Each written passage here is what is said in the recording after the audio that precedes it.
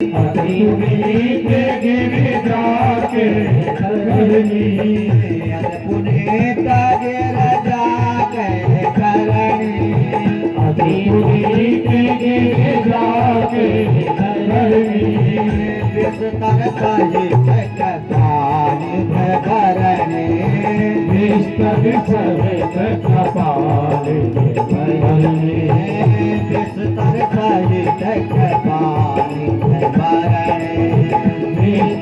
सहित कपाल अब भगवान राम ने अपनी कथा नहीं सुनाई, भगवान ने माता गिरिजा की ही कथा सुनाई, विस्तार से सुनाई, संक्षेप में नहीं विस्तार से सुनाई। आज विस्तार से भोलेनाथ को, उन्हीं की कथा भोलेनाथ को जो है मेरे प्रभु राम सुना रहे हैं। भोले बाबा के आंखों से अश्रु की धार बह रही है। धन्य हो सरकार, धन्य है मेरे प्रभु जगदात्मा। आपकी परीक्षा ली जिसने आपकी ही कथा नहीं सुनी। अरे जिस सती ने आपकी ही परीक्षा ली, आपकी कथा को मन से नहीं सुनी, आप ही उनके ही गुणों का गुणगान गा रहे हैं। आप धन्य है प्रभु। राम जी ने कहा भोले बाबा पूरी कथा तो सुनो तो सही, लेकिन पूरी कथा जब हो जाएगी ना तो कथा के बाद में क्या होती है? दक्षिणा। बोले दक्षिणा तो लेनी ही पड़ेगी ना। तो भोले बाबा कथा होने के बाद में दक्षिणा भी दूंगा। भोलेनाथ ने कहा यहाँ तो सरकार सब आपका ही है, जो मर्जी हो वो दक्षिणा में ले लीजिएगा। भगवान राम ने कहा पक्का? बोले बिल्कुल 100% पक्का। बिल्कुल तैयार? बोले बिल्कुल तैयार। तो भोले बाबा ने कहा मैं बिल्कुल तैयार हूँ। राम जी ने कहा तो फिर ध्यान से सुनो। अब बिन के माम सुना हो शिव पर निजने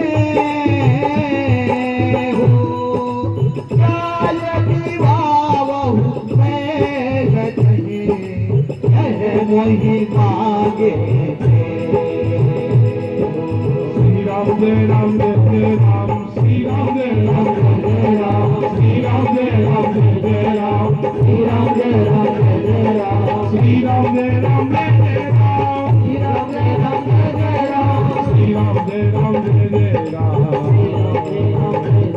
राम। बोले भगवान राम ने कहा सिर्फ एक ही दक्षिणा है मेरी। बोले वो दक्षिणा तो बताओ। भोले बाबा ने कहा दक्षिणा तो बताओ। बोली यही विनती है हाथ जोड़ करके आपसे कि आपने सती का त्याग किया, उन्होंने हिमाचल के यहाँ जन्म ले लिया है और उनका तपस्या भी शुरू हो गई है। तो अब एक ही वरदान मांगता हूँ आपसे, जाए विवाह जाकर के शैल पुत्री से आप विवाह कर ले। बस यही आपसे एक छोटी सी दक्षिणा है। अब भोले बाबा ने कहा प्रभु ये उचित तो नहीं है, लेकिन आप मेरे स्वामी हैं। अब पहले जब माता पिता ब्याह के लिए, शादी ब्याह के लिए आते थे ना, तो माता पिता कहे तेरी बेटा शादी करना है, तो बेटा क्या करता था? नीचे को सिर करके खड़ा हो जाता था, कुछ नहीं बोलता था। अब भोले बाबा की माता पिता कौन है? भगवान राम। बोले पिताजी के सामने मैं शादी के लिए क्या कहूं, और कहूंगो ना है तो बात बनेगी ना है। और शादी के लिए लड्डू फूट भी रहे कि पिताजी हाँ कर ही दें, लेकिन हाँ करें तो करें कैसे? अब जो है कि बोले सब जान ही सर्वज्ञ। बोले प्रभु राम तो घट घट की बाती है, सब जान में। बोले जैसे तुम चाहते हो ना, मुझे सब कुछ पता है, जैसे चाहते हो वैसा ही होगा। फिर भी जब भगवान राम ने कहा कि शादी करना है तो करना ही पड़ेगा, लेकिन सिर नीचे करके कहते हैं काहे शिव ज्यादा पे उचित आसनाही, काहे शिव ज्यादा पे उचित आसनाही,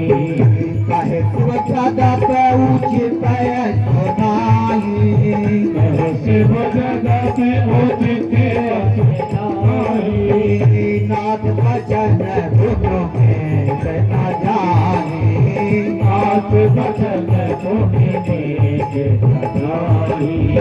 आगे भी कहा है, बोले यदि आपकी आज्ञा है, भाई पिताजी की आज्ञा है, तो फिर मना मैं कैसे कर सकता हूँ? फिर मुझे तो करना ही पड़ेगा, जैसे आपको दिखे वैसे करो। तुलसी बाबा ने लिख दिया है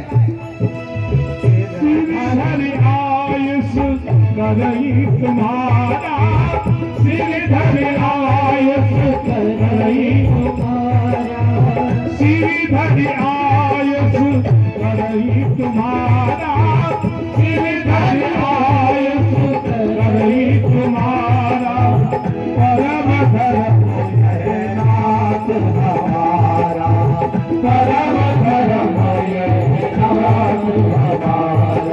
श्री राम जय राम जय राम, श्री राम जय राम जय राम, श्री राम जय राम जय राम, श्री राम जय राम जय राम। अब भोले बाबा ने कहा कि यदि आप कह ही रहे हैं तो फिर ब्याह तो करना पड़ेगा। अब जो है जैसे ही परमात्मा श्री रामचंद्र जी भगवान शिव को जो है यह बात को ध्यान दिला करके वहां से अदृश्य हुए, अंतर ध्यान हुए, तो भोले बाबा ने क्या किया? बोले करना तो पड़ेगा, लेकिन कुछ भजन भी तो करने पड़ेगा। तो क्या किया भोले बाबा ने?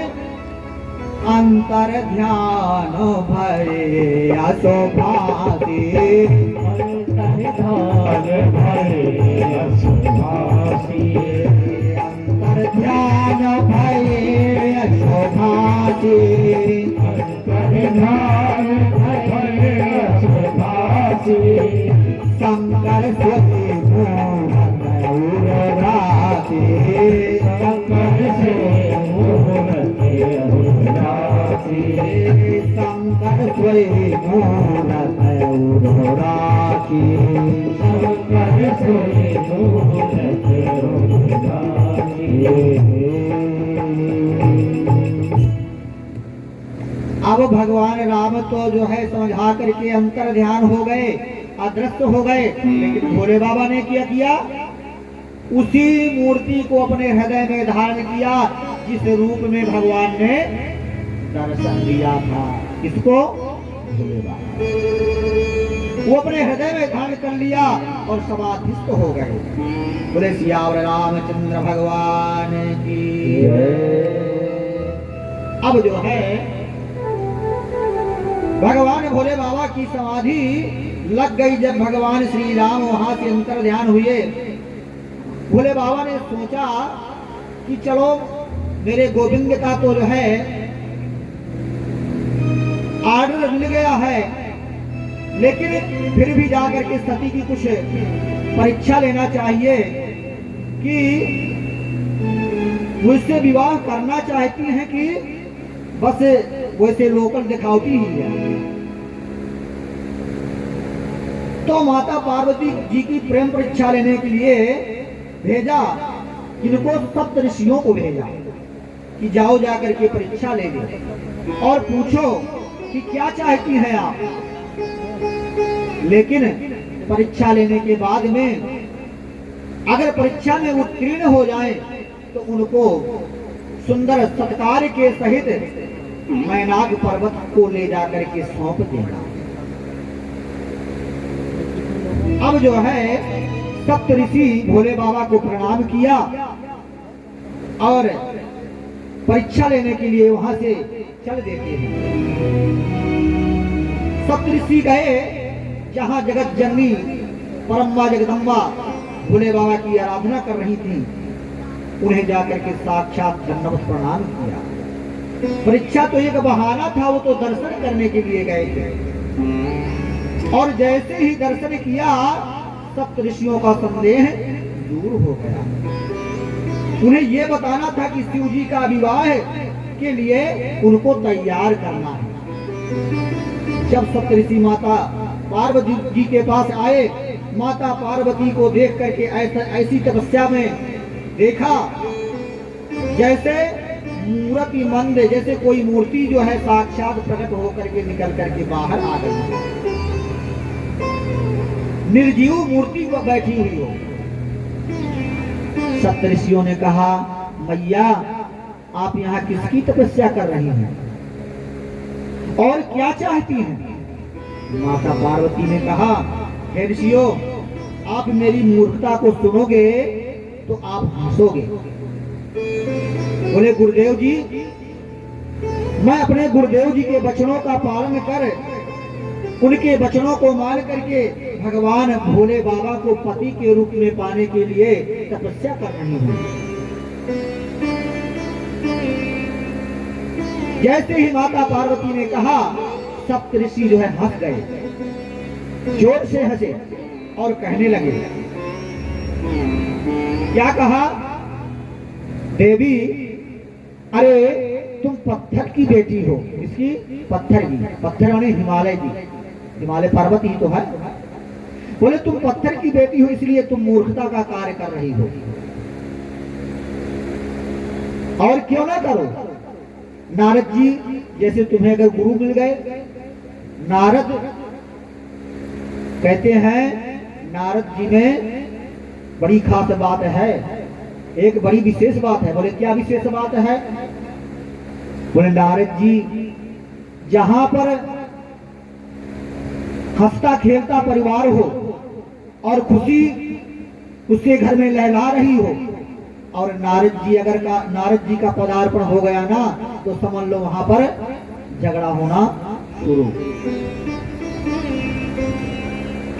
और दूसरा विशेष बात और है, बोले जिस घर में अच्छी जोर से नित्य प्रतिदिन झगड़ा हो रहा हो और नारद जी का पदार्पण हो जाए तो समझ लो झगड़ा सदा सदा के लिए बंद। तो आप ऐसे नारद के वचनों को सुन करके उनके वचनों में आ गई और तपस्या करने लग गई। कभी ने सुना है किसी का घर बसाया है नारद जी ने? नारद जी तन से सज्जन मालूम पड़ते हैं, मन में उनके कपट भरा पड़ा है। अरे चित्रकेतु को देखो, दक्ष को देखो, हिरण्यकशिपु को देखो, उनके कान जाकर के भर दिए, उनका नाश ही करा दिया। किसने करवाया? नारद जी ने। अरे भाई, कंस को देखो,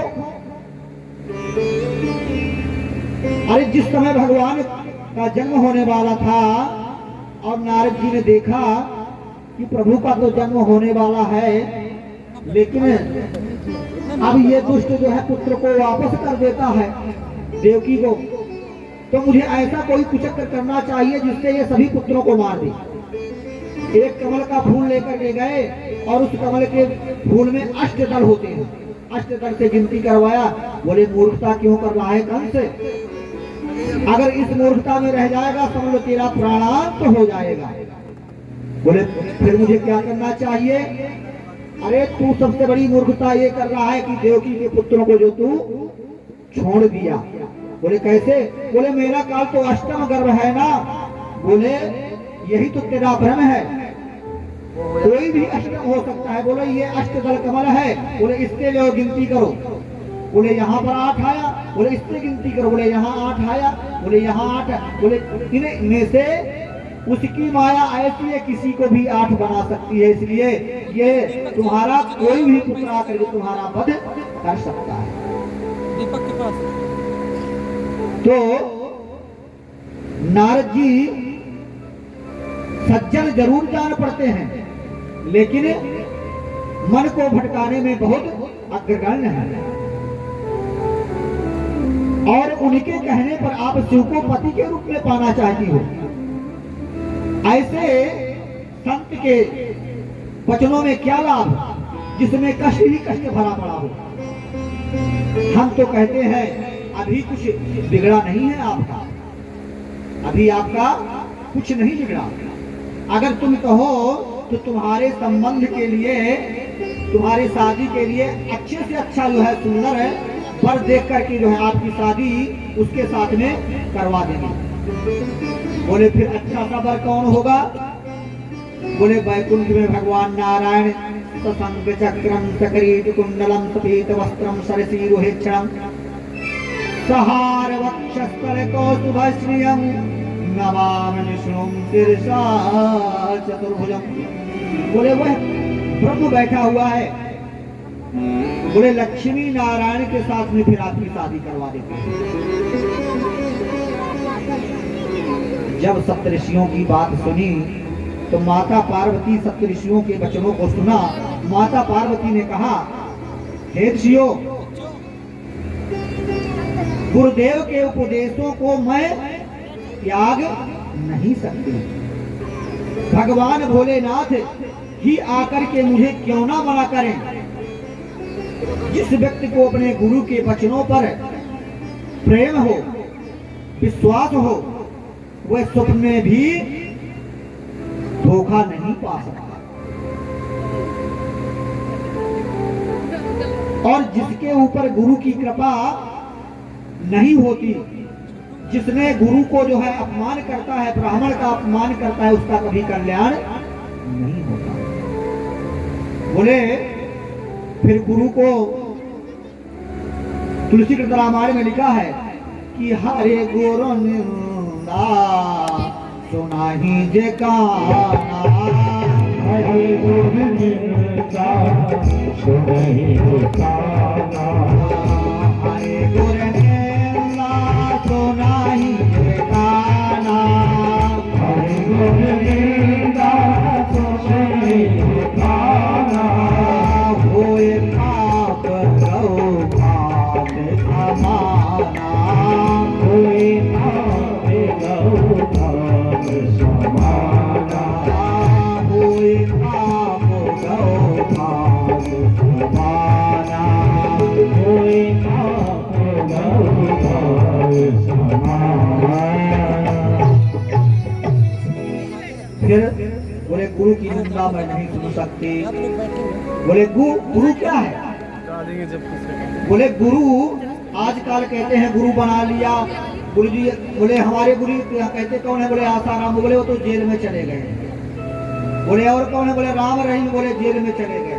बोले महाराज ये बताओ, जब हमारे गुरु जी ही जेल में चले गए तो हम किसकी स्तुति, किसकी शरण में जाएं? तो कबीरदास जी ने लिख दिया है कि गुरु गोविंद दो खड़े ताके लागो पाए, बलिहारी गुरु आपने गोविंद दियो बताए। गुरु भी वहीं खड़े थे और गोविंद भी खड़े हैं। बोले मैं अब चेला शिष्य कहता है मैं किसको प्रणाम करूं? लेकिन मेरे गोविंद ने कहा पहले गुरु जी को प्रणाम करो। यदि परमात्मा अगर रुष्ट हो जाएगा, अगर गुरु के शरण में चले जाओगे तो समझ लो उस परमात्मा के प्रकोप से गुरु बचा सकता है। लेकिन अगर गुरु जी अगर रुष्ट हो गए तो समझ लो परमात्मा की क्षमता नहीं है कि गुरु की रोष से परमात्मा उसे बचा सकता है। बोले महाराज आप ये तो बात ठीक कहा, लेकिन अभी तक गुरु का मतलब नहीं बताया। बोले गुरु किसे कहते हैं? बोले गु माने होता है अंधकार और रू माने होता है प्रकाश। जो अंधकार की ओर से ले जा करके प्रकाश की ओर ले जाए उसी को गुरु कहते हैं। तो बोले महाराज जेल में तो चले गए हैं, लेकिन एक बार नारद जी वैकुंठ में जाकर पधारे। भगवान नारायण ने स्वागत सत्कार किया, सुंदर आसन दिया, बैठाया और आसन में बैठ गए।